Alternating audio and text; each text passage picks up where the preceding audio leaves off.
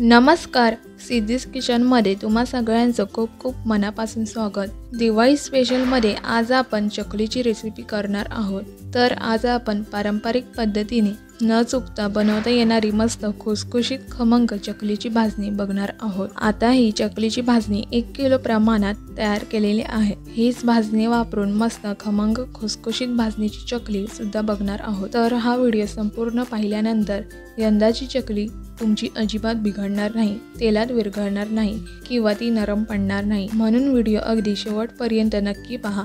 चला तर मग वेळ न घालवता रेसिपीला सुरुवात करूयात। चकलीची भाजणी बनवण्यासाठी बऱ्याच जणींच्या मनात प्रश्न येतो, नक्की तांदूळ कोणता वापरायचा।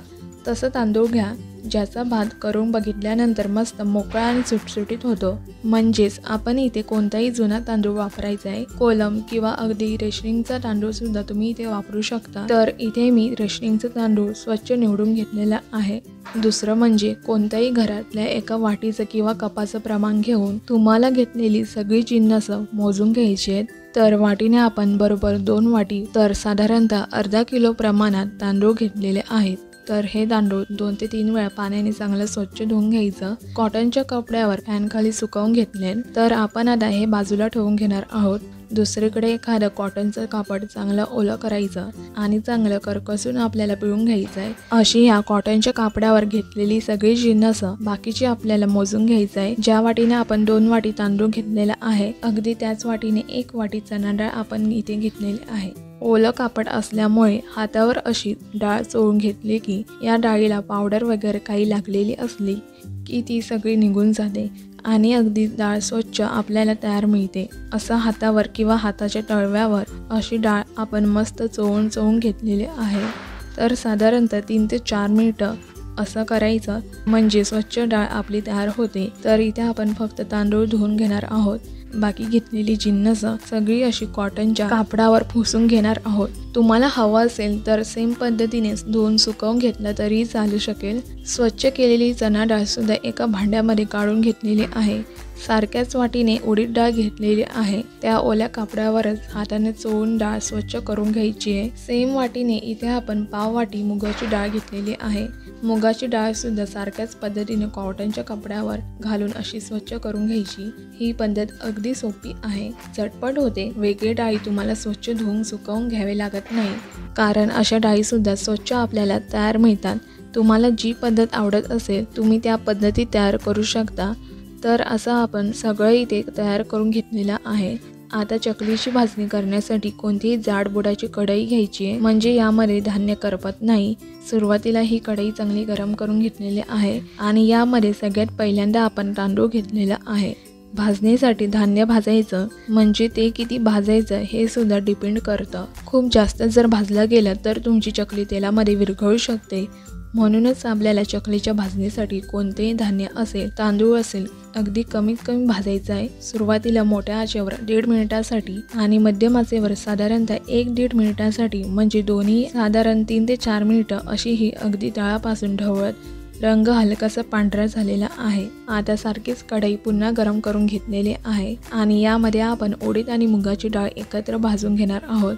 कारण दोन्ही डाळीला भाजायला एकसारखा वेळ लागतो, म्हणून साधारणतः 3 ते 4 मिनिटं मोठ्या आणि मध्यम आचेवर आपण ही अगदी तळापासून ढवळत छान सुगंध येईपर्यंत, हलकासा रंग बदलेपर्यंत कमीत कमी आपण ही डाळ छान अशी भाजून घ्यायची आहे। डाळीचा रंग फार जास्त बदलायचा नाही, अगदीच जास्त खरपूस डाळ भाजायची नाही। 3 ते 4 मिनिटं दोन्ही डाळी भाजून झाल्यानंतर सारखे जिन्नसावर काढून घ्यायचं आहे। आता पुन्हा सेम कढई गरम करून घेतलेली आहे आणि यामध्ये आपण चणा डाळ भाजून घेणार आहोत।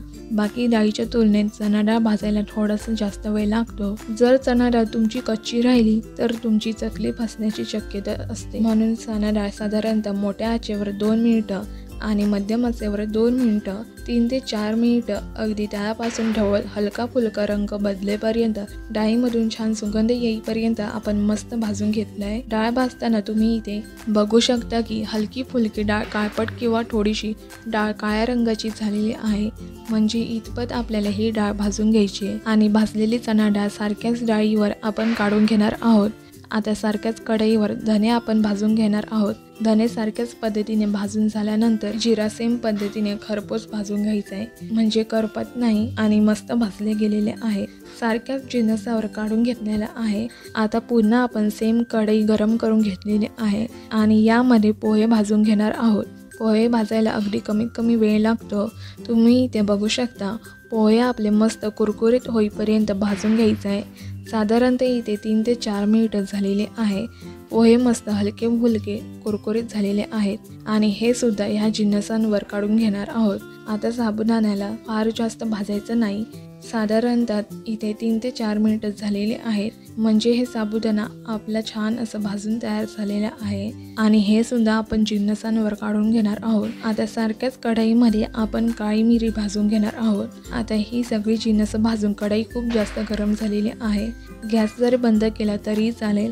गरम कढईवर ही काळी मिरी खरपूस भाजली जातात आणि मस्त भाजली गेलेली आहे. चांगली सगळी जिन्नस एकजीव करून घेणार आहोत आणि संपूर्ण तासभर याला आपण चांगलं थंड करून घेणार आहोत. संपूर्ण थंड झाल्याशिवाय अजिबात याचं दळण करायचं नाही, कारण गरम असताना दळायला दिलं तर हे नीट दळलं जात नाही. आता ही भाजणी आपल्याला फक्त घरघंटीवरच दळून आणायची आहे, कारण चक्कीवर गव्हाचे पीठ, ज्वारीचे पीठ, बाजरीचे पीठ दळलं जातं. म्हणजे सगळ्या भाकरीच्या आणि गव्हाच्या पिठावर जरी ही भाजणी तुम्ही दळायला दिली तर अजिबात तुमची चकली परफेक्ट तयार होणार नाही. म्हणून शक्यतो घरघंटीवरच आपल्याला ही दळायला द्यायची आहे. आता तुमच्या इथे जर घरघंटीची सोय नसेल तर थोडं थंड झालेली सगळी जिन्नस मिक्सरच्या भांड्याला लावायचं आणि पिठाच्या चाळणीने अगदी 2 वेळा चाळून अगदी फाईन पावडर तुम्हाला करून घ्यायचं आहे. जसं आपण भाकरीसाठी दळतो अगदी तसंच हे पीठ आपल्याला दळून घ्यायचं आहे.